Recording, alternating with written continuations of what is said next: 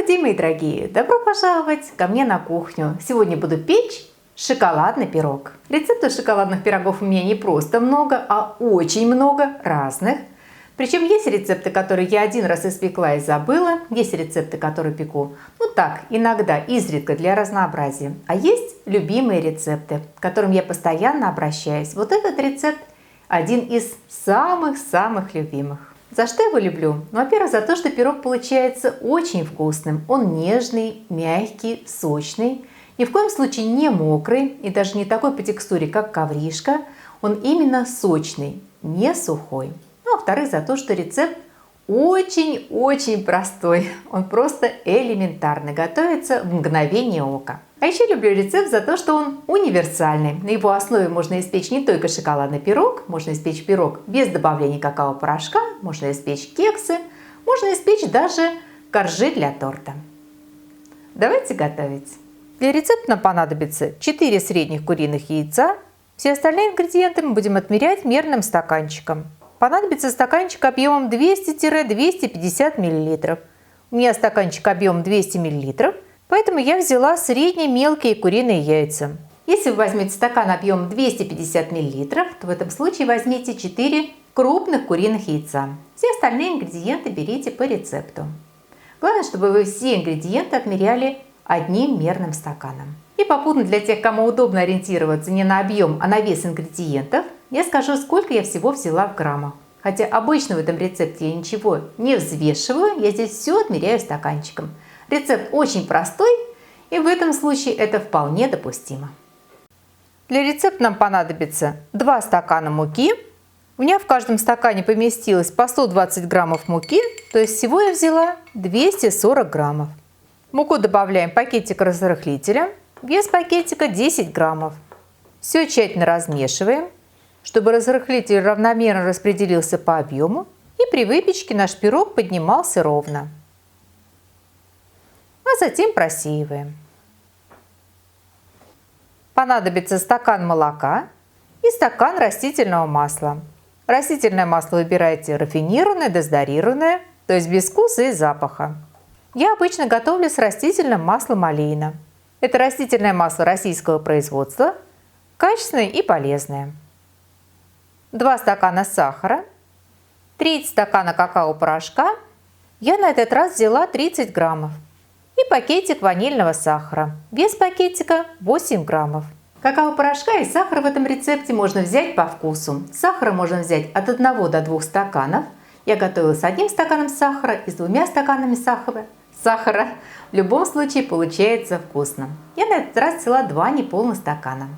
Какао-порошка также можно положить по вкусу. Чуть больше, либо чуть меньше. Можно готовить этот пирог и без какао-порошка. В этом случае замените какао-порошок на муку. Для того, чтобы пирог был более насыщенного шоколадного вкуса, я какао-порошок заварю горячим молоком. Молоко нагрею практически до кипения. Волью в какао. Размешаю, чтобы какао растворилось. И оставлю остыть до теплого. Разбиваем в миску куриные яйца.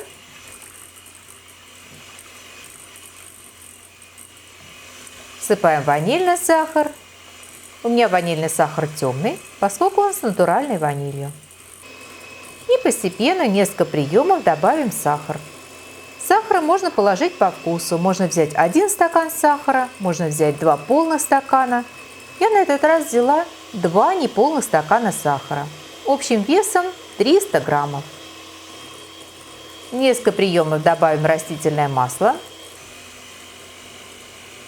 И затем несколько приемов, не прекращая взбивания, добавим молоко с какао. Хорошо проработаем миксером. Отложим стакан полученной смеси. Это будет глазурь для нашего пирога. А в оставшуюся смесь вмешаем муку с разрыхлителем. Вмешиваем быстро, долго тесто не месим. Поскольку в составе муки есть разрыхлитель, при попадании во влажное тесто он сразу же начинает работать. Если замешивать тесто долго, то тесто, во-первых, затянется, а во-вторых, разрыхлитель частично успеет отработать в сыром тесте. А нам нужно, чтобы он поднял пирог при выпечке. Я сначала просто размешиваю тесто лопаточкой, затем коротко прорабатываю миксером до однородности. Вот такое негустое льющееся тесто получается в результате. И поскольку мука разная, ориентируйтесь в первую очередь на консистенцию теста. Если вдруг почувствуете, что муки не хватает, тесто жидковатое, добавьте еще немного. Главное, чтобы тесто по густоте получилось как тесто на оладьи. Не очень густое, но в то же время и не очень жидкое. Выливаем тесто в форму. Форму я застелила бумагой для выпечки. Размеры моей формы примерно 23 на 32 сантиметра.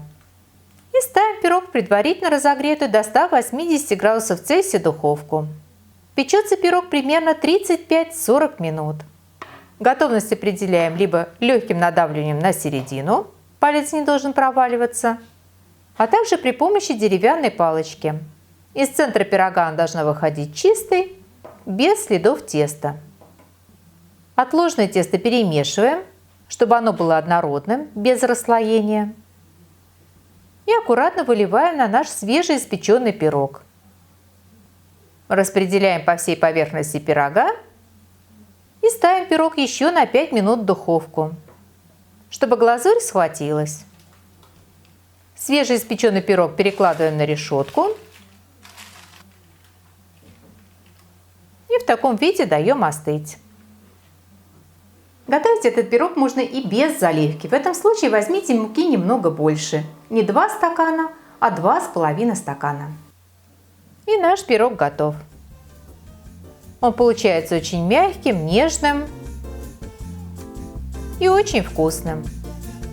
Я разрезала пирог еще теплым, поэтому он не дает такого чистого ровного разреза. Когда пирог полностью остынет, немного постоит, то его можно будет нарезать аккуратно и ровно. Но в любом случае пирог получится очень нежным и вкусным. Итак, наш пирог готов, и мне остается пожелать вам приятного чаепития. Приготовьте, попробуйте. Очень надеюсь, что он вам тоже понравится. Спасибо, что были со мной, смотрели видео, и всего вам самого-самого доброго. До новых встреч, до новых видео.